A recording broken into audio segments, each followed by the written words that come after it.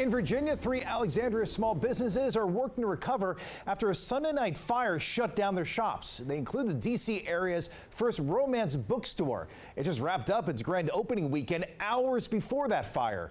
D.C. News Now's Max Marcilla joining us live tonight from Old Town. And Max, we can see there's no one allowed inside the building because of the damage. That's right, Chris, and you can see behind us that the sign on the door indicates the damage is minimal, mostly smoke damage, but it certainly did a number. You can see some of the debris still on the sidewalk. That fire destroyed merchandise for one store and books in another, and all of this happening at the end of what was otherwise a perfect weekend for a brand new first-time business owner here in Alexandria.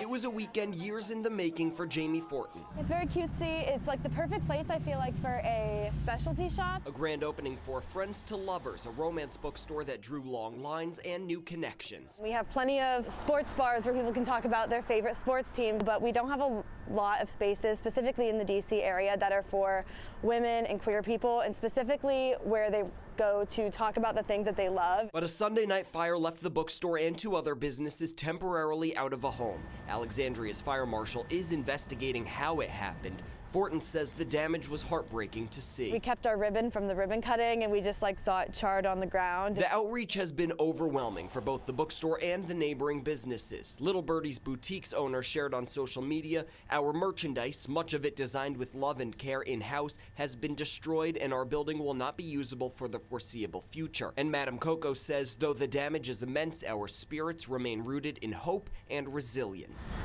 The damage is clear, but so are the positive attitudes of those working to recover. I feel like this community, while the physical space is important for holding the books, I really feel like the community has taken on this project as its own. Now, Fortin says she's not sure if or when she'll reopen the shop here. She did say that she is waiting for the fire marshal's report before making a decision. Now, as for the meantime, she's hoping to open some pop-up shops before the busy season for the holidays.